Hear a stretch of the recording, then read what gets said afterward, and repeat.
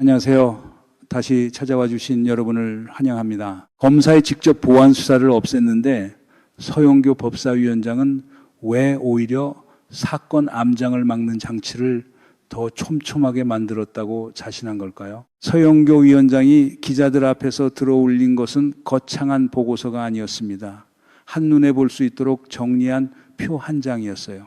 검사는 기소와 공소 유지를 맡고 경찰과 중대범죄수사청은 수사를 맡는다. 검사가 직접 다시 수사하는 권한은 사라지지만 부족한 부분을 구체적으로 적어 수사기관에 요구하고 그 이행 결과를 끝까지 확인한다. 설명은 단순했습니다. 그런데 이 단순한 표가 검찰 개혁을 둘러싼 오래된 논쟁의 약한 고리를 정확히 건드렸습니다. 그동안 논쟁은 늘 같은 문장으로 시작됐습니다.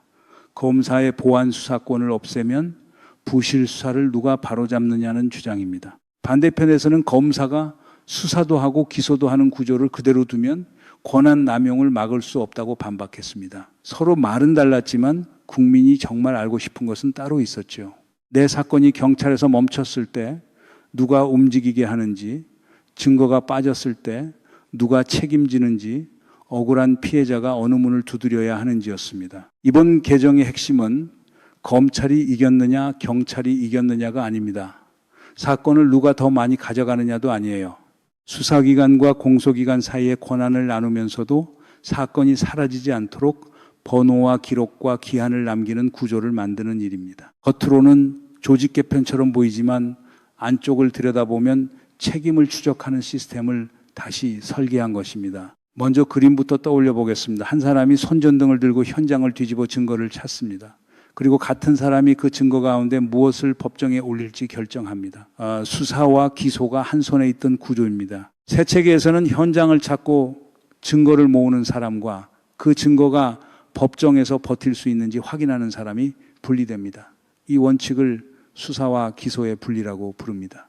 정부는 2016년 10월 2일 공소청과 중대범죄수사청 출범을 앞두고 새로운 형사사법 체계를 준비해 왔습니다. 공소청은 공소제기와 공소유지를 중심으로 움직이고 경찰과 중대범죄수사청은 수사를 담당하는 방향입니다. 중대범죄수사청은 부패, 경제, 마약, 사이버 범죄처럼 전문성이 필요한 중대범죄를 담당하도록 설계됐습니다.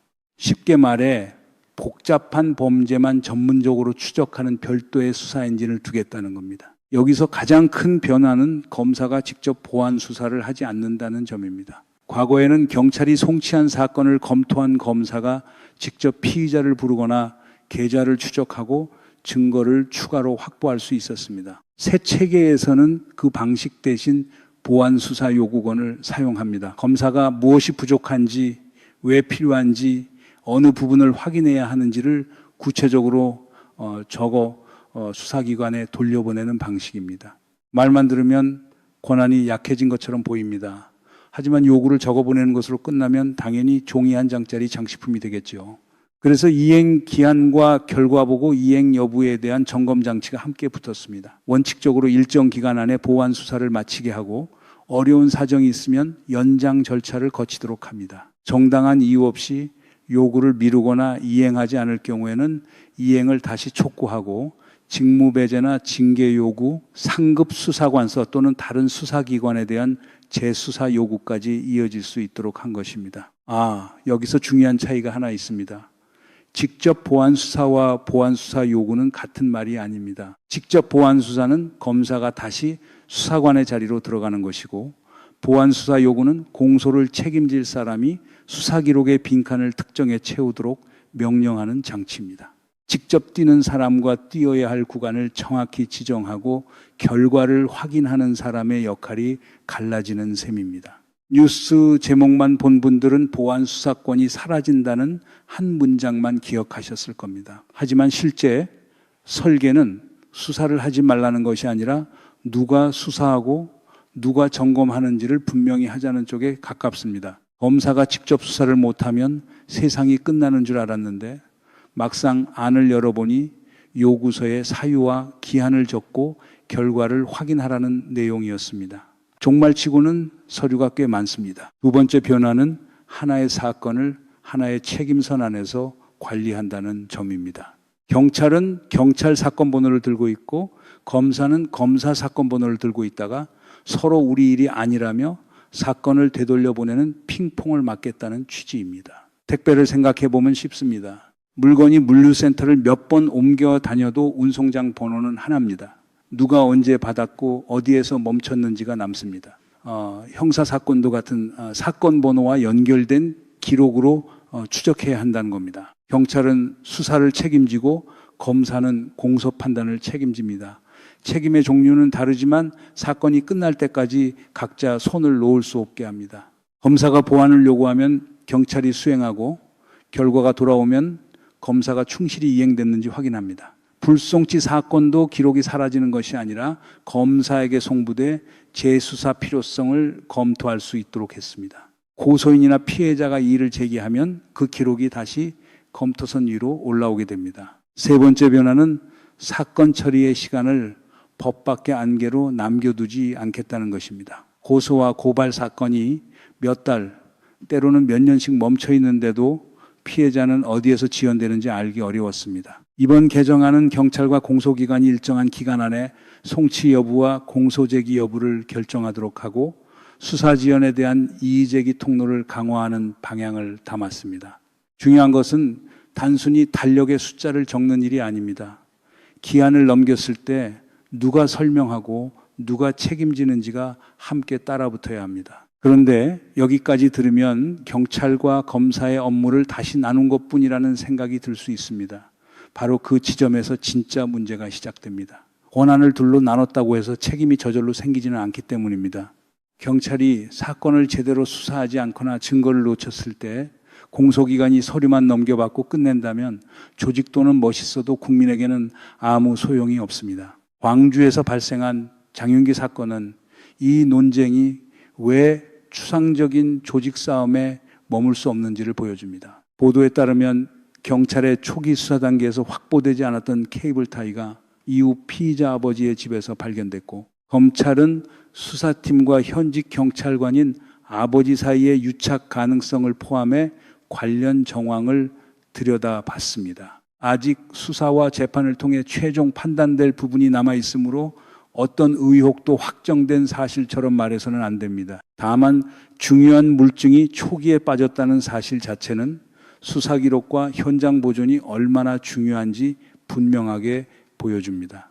새 제도는 이런 상황을 막기 위해 압수수색과 검증 과정을 영상으로 남기고 수사와 공소에 관련된 자료를 형사사법정보 시스템에 시간 순서대로 기록하는 방식을 강화하려 합니다. 누가 현장에 들어갔고 무엇을 봤으며 어떤 물건을 확보했고 무엇을 확보하지 않았는지가 남는 구조입니다. 이 시스템을 KICS, 즉 형사사법정보 시스템이라고 부릅니다. 이름은 딱딱하지만 기능은 간단합니다. 사건의 발자국을 지우기 어렵게 만드는 전자기록판입니다. 중대범죄수사청이 출범 초기 자체 시스템을 완성하기 전 경찰의 KICS를 한시적으로 공동 활용하는 방안도 추진되고 있습니다.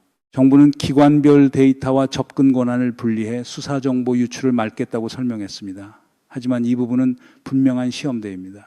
시스템을 함께 쓰면서도 수사의 독립성과 보안을 지킬 수 있는지, 접근 기록을 누가 감시하는지, 오류가 생기면 어느 기관이 책임지는지가 실제 운영에서 확인돼야 합니다. 이제 잠깐 결론이 난 것처럼 보입니다. 경찰은 수사하고 검사는 요구하고 모든 과정은 시스템에 남은 이 문제가 해결된 것처럼 들립니다. 하지만 이건 첫 번째 결론일 뿐입니다. 권력은 명령을 내리는 곳에만 존재하지 않습니다. 아무것도 하지 않는 데에도 권력이 있습니다. 증인을 부르지 않는 것, 물증을 확보하지 않는 것, 기록을 보내지 않는 것, 시간을 흘려보내 공소시효와 피해자의 체력을 갉아먹는 것, 이런 부작위도 사건의 결론을 바꿉니다. 그래서 새 형사사법 체계가 성공하려면 행동뿐 아니라 무행동까지 기록해야 합니다. 보안 수사를 요구한 날짜, 요구 내용을 받은 날짜, 담당 수사관이 확인한 날짜, 연장을 신청한 사유, 결과 보고서를 제출한 날짜가 이어져야 합니다. 사또가 포졸까지 겸하던 시대처럼 한 사람이 수사하고 스스로 잘했다고 도장을 찍는 구조를 끝내려면 서로 다른 기관이 상대방의 기록을 볼 수 있어야 합니다. 동시에 그 감시 역시 기록으로 남아야 합니다. 여기서 이번 개정의 핵심이 드러납니다. 수사권을 누구에게 더 주느냐가 아니라 사건을 묻을 권한을 누구에게도 남기지 않는 것입니다. 기존 논쟁은 늘 힘의 주인을 찾았습니다. 검찰이 힘을 가져야 한다. 경찰이 힘을 가져야 한다. 중대범죄수사청이 전문 수사를 맡아야 한다는 식이었습니다. 그러나 국민의 입장에서는 어느 기관의 깃발이 더 높은지가 중요하지 않습니다. 내 신고가 접수됐는지, 내 증거가 기록됐는지, 담당자가 왜 결정을 미루는지, 불송치 판단에 반박할 수 있는지가 중요합니다. 밀실의 벽을 다른 기관의 간판으로 바꾸는 것만으로는 개혁이 아닙니다. 벽 자체를 유리로 바꿔야 합니다.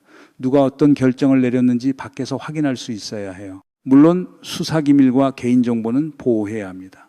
모든 것을 공개하자는 뜻이 아닙니다. 사건 관계인과 감독기관이 필요한 범위에서 처리 과정을 확인할 수 있도록 흔적을 남기자는 말입니다. 또 하나의 비유를 들어보겠습니다. 경찰과 공소기관은 이어달리기 선수와 같습니다. 한 선수가 수사라는 바통을 들고 뛰고 다음 선수는 기록을 검토해 법정으로 가져갑니다. 과거 핑퐁 수사의 문제는 바통을 서로 던져놓고 아무도 잡지 않는 순간이 생겼다는 데 있습니다. 새 체계에서는 전광판에 누가 바통을 들고 있고 얼마나 오래 들고 있는지가 떠야 합니다. KICS는 바로 그 전광판 역할을 해야 합니다.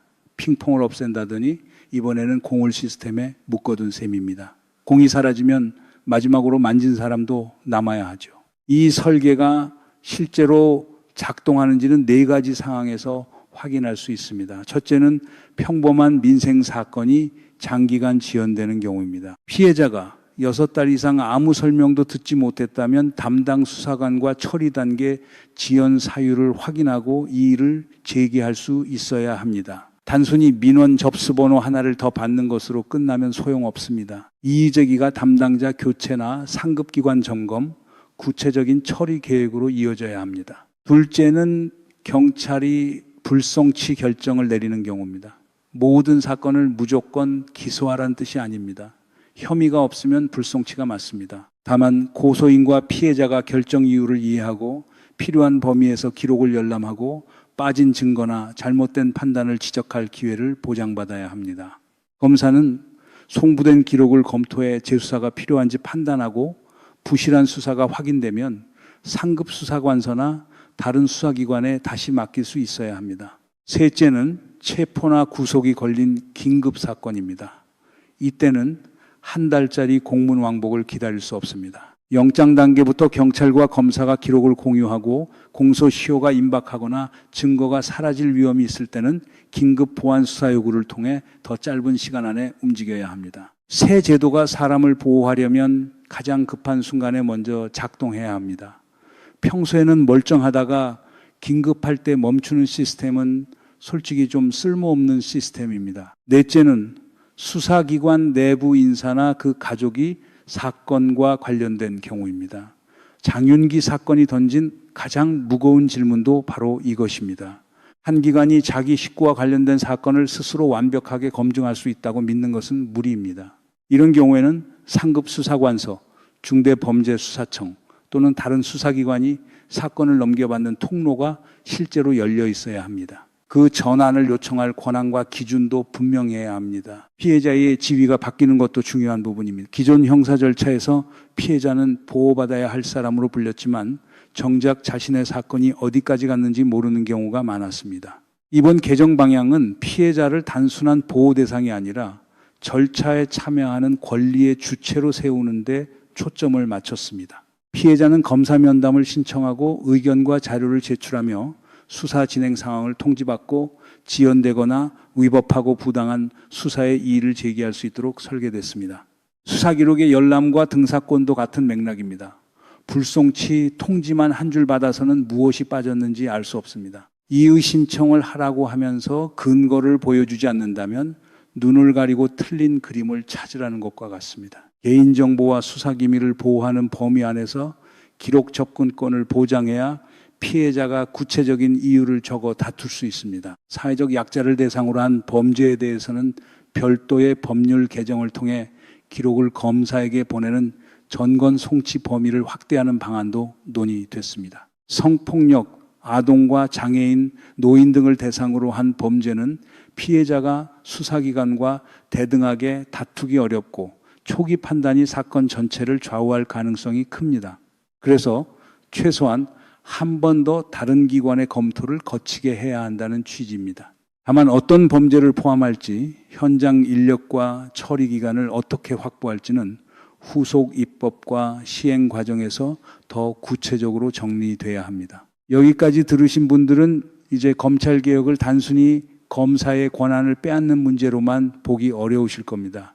권한을 분산하면 남용 가능성은 줄어들 수 있습니다. 그러나 분산된 권한 사이에 책임선이 없으면 사건은 기관 사이의 틈으로 떨어집니다. 개혁의 성공 여부는 검찰의 방이 얼마나 줄었는지가 아니라 그 틈을 얼마나 촘촘하게 메웠는지로 평가해야 합니다. 물론 반대 의견도 가볍게 볼 수 없습니다. 검사의 직접 보완 수사가 사라지면 경찰이 요구를 형식적으로 처리할 수 있다는 우려가 있습니다. 사건이 폭증하면 공소기관이 모든 기록을 충분히 검토하기 어렵다는 지적도 나옵니다. 중대범죄수사청이 처음부터 숙련된 인력을 확보할 수 있는지, 지역경찰과 중앙수사기관의 업무가 겹치지 않는지, KRECS가 안정적으로 연결되는지도 현실적인 문제입니다. 이 우려에 대한 답은 구호가 아니라 운영 자료에서 나와야 합니다. 보안 수사 요구가 몇 건 내려갔고 평균 며칠 만에 이행됐는지, 기한을 넘긴 사건은 몇 건인지, 피해자 이의 제기로 결론이 바뀐 사건은 얼마나 되는지, 다른 기관으로 재수사를 넘긴 사례가 실제로 있는지를 공개해야 합니다. 개혁이 성공했다고 먼저 선언하고 숫자를 나중에 찾는 방식은 곤란합니다. 국민이 체감할 수 있는 지표부터 정해야 합니다. 자, 그래서 시행 첫날부터 완벽할 거라고 기대할 필요는 없습니다.